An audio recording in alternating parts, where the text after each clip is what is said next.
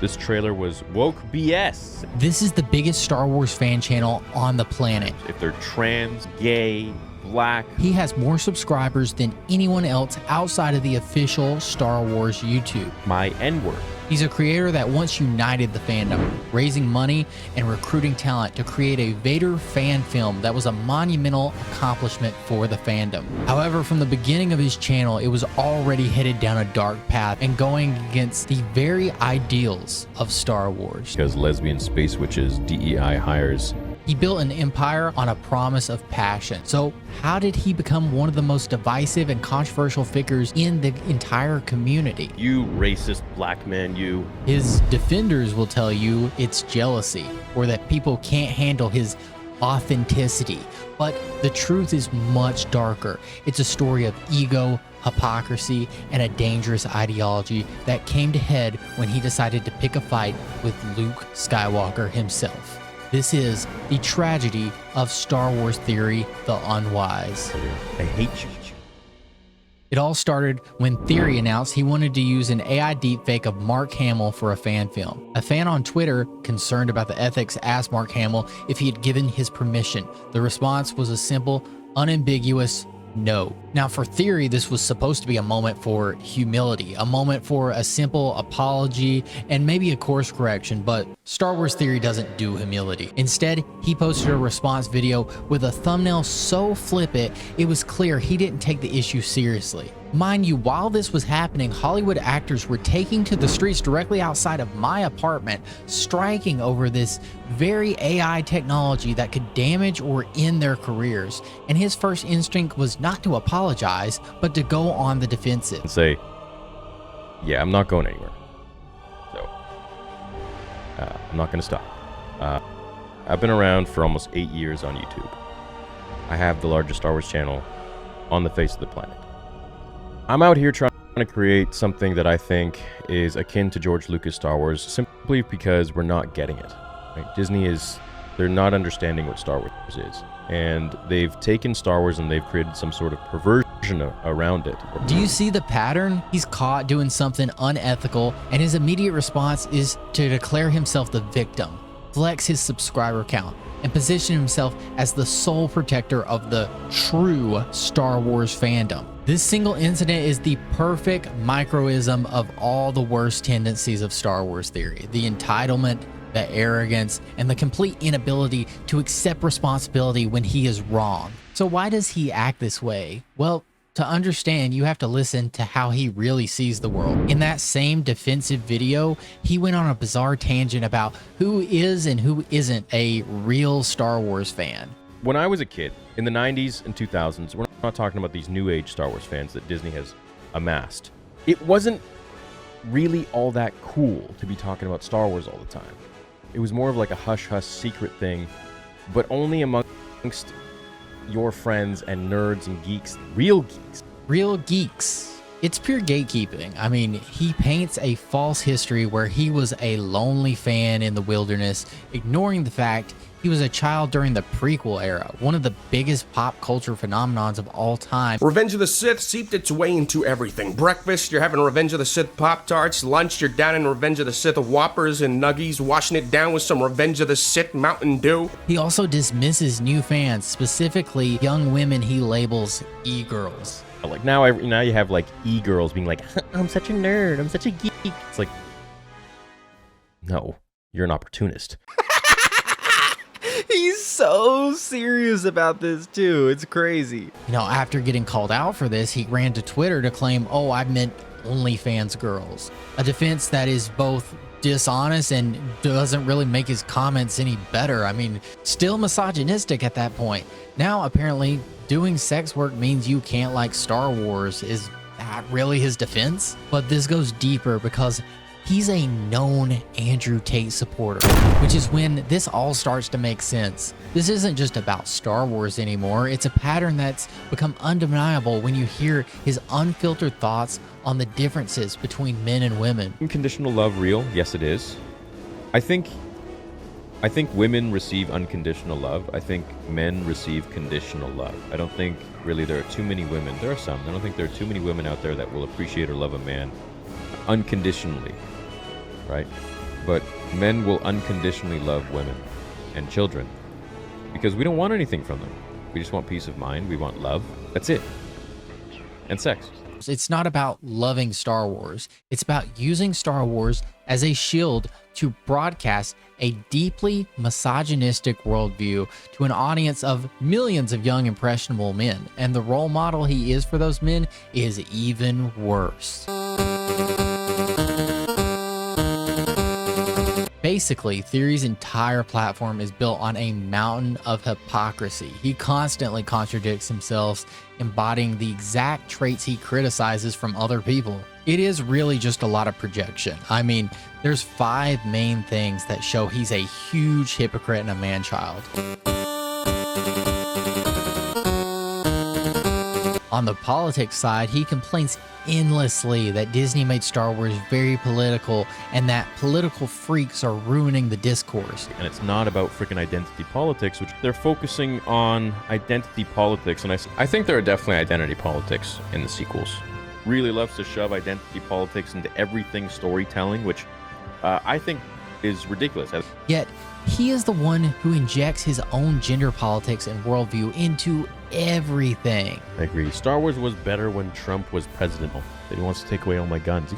Trump has inspired to fight for my beliefs. And then on top of all of that, he's made a video slamming liberal politics in Canada, has also released MAGA-style merch for his fans. The second point is respect. He preaches to his audience about the need for respectful debate. Mind you, I just want to say, when you're exclaiming how you feel, just be respectful about it. And I just want the discourse online from your ends to be extremely respectful. This is the same man who publicly attacked a child on his live stream for offering criticism. And you being the biggest Star Wars creator, I think you do have a different set of responsibilities. Just like when you say, I hate The Last Jedi, or The Last Jedi is trash, those are 2 very different statements. So by me having an opinion, I'm not upholding my due diligence or responsibility. No, it's the way we express opinions, I think. We can have conversations. Right. Like I totally respect your opinion that you don't like some of the stuff that I like, but it's all about, for me, the way we talk to each other. If you come to my channel, you get real, and that's what you will always get. You're not going to get me saying, oh, this is a film that, has some dive. No, I don't like the movie. Fact is irrelevant. Fact is something that is a bias to you and me. Your facts are different than my facts. No, I didn't mean to. You did mean. You did mean. I'm really sorry. I'm taking you off. Okay. And who openly attacked actors and directors on Instagram, leading to his followers doing the social media brigades that he creates that leads to mass online harassment, bullying, and sometimes people leaving the platform because of him. And the next thing is perfectionism. He acts like an absolute child every time there's a new show that comes out and it doesn't meet exactly what he wants. Famously saying, just be happy we're getting Star Wars. No, man, I'm not happy we're getting Star Wars. It has to be perfect. Yet after criticizing professional writers for production delays, he had to admit his own fan series faced the exact same hiccups and the exact same delays. And essentially it was in the context of like, oh, it's just false promises, it just keeps being prolonged and delayed and this and that, like it's never going to happen.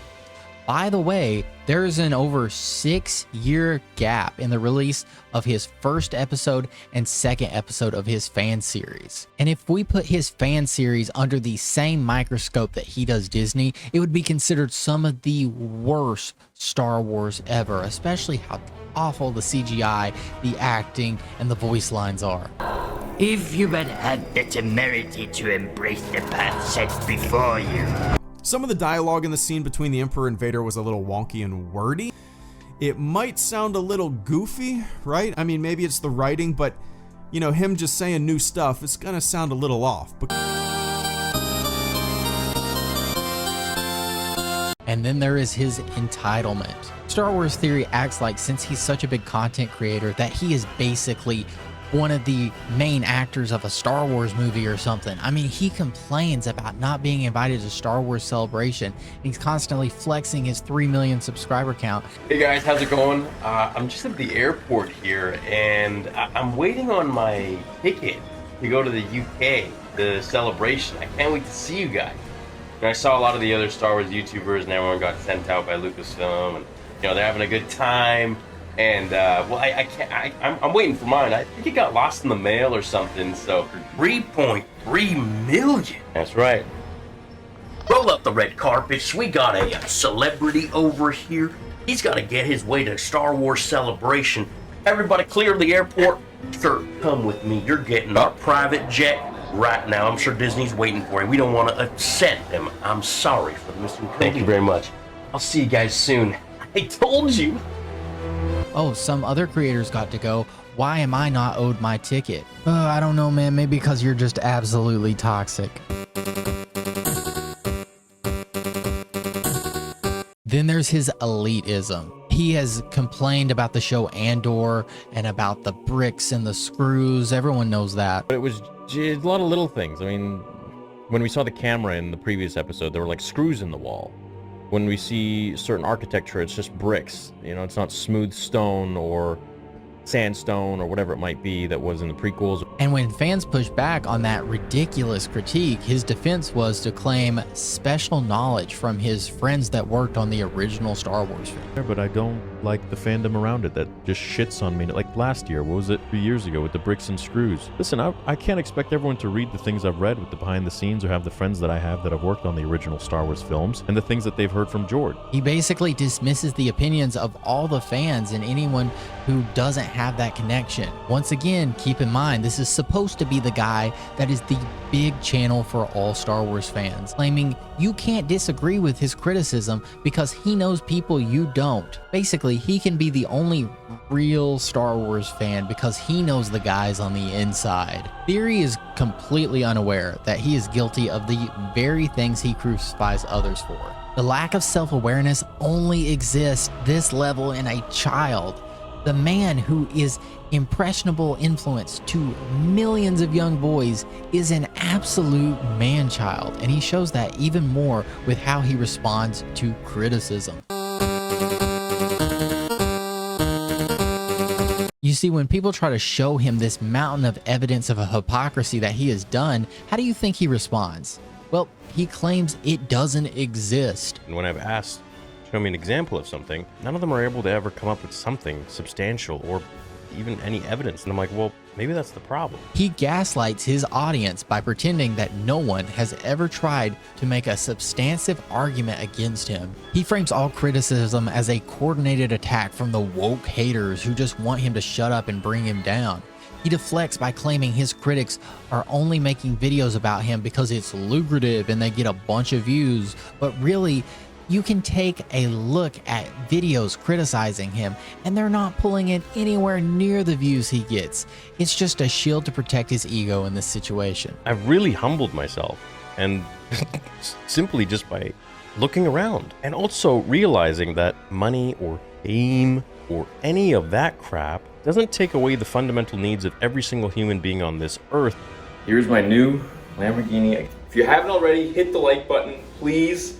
Support the channel so I can keep buying these cars. A Lamborghini. He wrote his own punchline. Once again, this guy has millions of followers, many of them these impressionable boys who have been on that same Andrew Tate pipeline of I've got to get rich and let's ignore everything else in life. I said, well, what color is your Bugatti? He uses his massive platform to just attack people, platform misogyny, and model a version of the fandom built on entitlement and ego and victimhood. He sets a toxic standard for the entire community. He had a choice to be better, and instead he chose to build a fortress of ego, and in the end, he's chosen the dark side like a Sith Lord.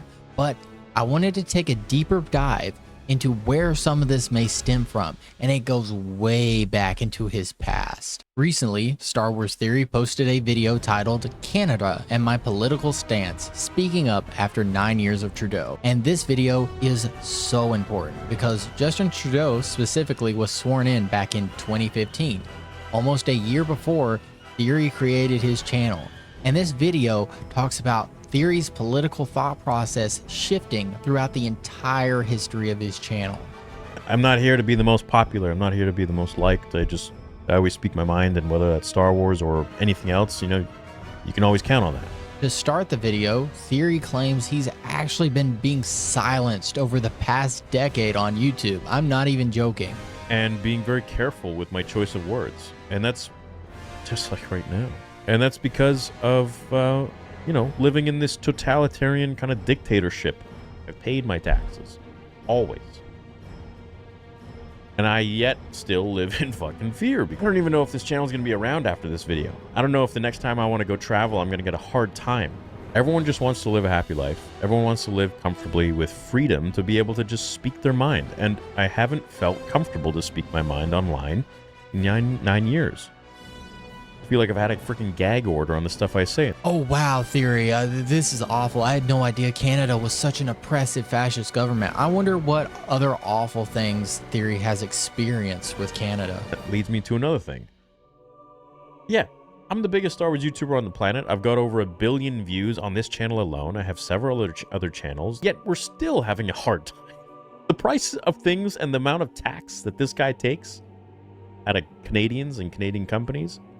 Taxes, you get taxed on the money you take out of your bank account. Oh, that's it? Taxes? Also, side note here, Theory says in that video he wants to move to the US. You guys have probably heard me talk about wanting to move to the States so many times, and I would have by now 10 times over if I wasn't doing the Vader fan film. But the tax rate here is literally higher than Canada and has an entire extra bracket. So, Theory, I know you love money so much. You should probably stay in Canada. It would be way better for you. Let's focus back. Really, the meat and bones of this video is constantly saying he's being silenced, that they're going to come after him for what he's saying, that Canada doesn't have freedom of speech like the US, and it's baked into their laws to silence him from anything he wants to say. And that's why a lot of you have probably been like, hey, why is he's like a sharp dude for the most part? Why does he sometimes dance around certain questions or say things that isn't really in alignment with how he normally would be so brash and open with other topics? That's because I'm concerned about what I do say. It could be considered a hate crime. But when you really research Canada versus US speech laws, there's only one thing that's different. Hate speech. That's right. Theory is being silenced on his ability to say slurs. So when we start to put all the pieces together, you know, he loves Andrew Tate. His fiance left him, by the way. He loves getting as rich as possible. He doesn't want women to be able to watch Star Wars. And he also wants to be able to do hate speech. That's right. Star Wars Theory has been using the Star Wars fandom, one of the biggest passions for young boys, to subtly promote far-right propaganda to them. He is directly behind why the Star Wars fan base is seen as being so toxic, so sexist, so racist. He has single-handedly been fueling this fire for almost the past decade now. And, you know, I used to be a big fan of Star Wars Theory. I was subscribed to him for years from my late teens into becoming a man. But luckily, as I matured and became a man, I picked up on these vibes. But there's others that are not as lucky. A lot of these kids have started watching him at like 10, 11, 12 years old, and they get groomed by him into this ideology, all because their love of Star Wars combined with whatever insecurities they may be going through in their teenage years as boys. And Theory has completely shifted their mindset into becoming awful people when they do become men. And he is an example of many creators that are like this, getting a hold of like young, impressionable teenage boys and fueling hatred beliefs from their insecurities. And for the longest time, I was so frustrated about this because I was like, what do you really do? But recently, the tide has been shifting. You see, Andor Season 2 recently released, and it can easily be argued it's some of the best Star Wars ever. And all of its themes are very leftist, very anti-fascist, very anti-right wing. And Theory has tried to rail against this show in the same way he did with the sequel trilogy and in the same way he did with The Acolyte. That I won't be covering Andor anymore. I don't need to watch it. I don't want to watch it. I'm not interested. I don't like the show. I don't see Tony Gilroy's vision. And it has backfired tremendously. Any opinion I have, I'm wrong.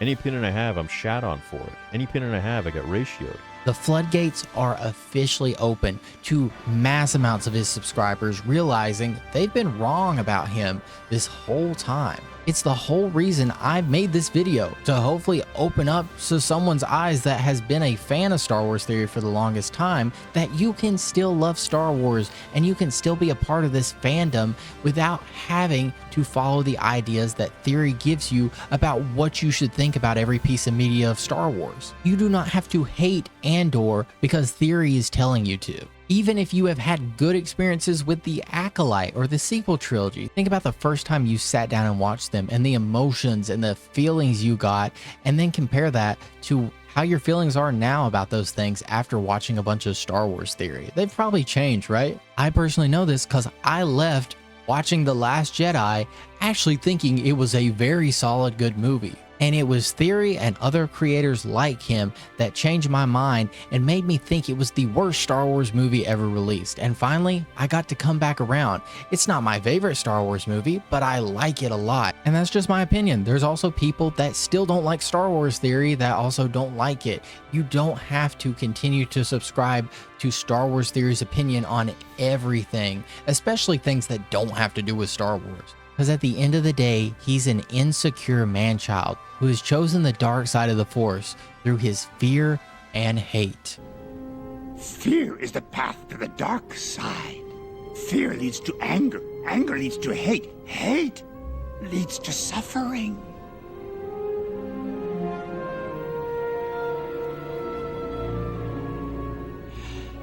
I sense much fear in you.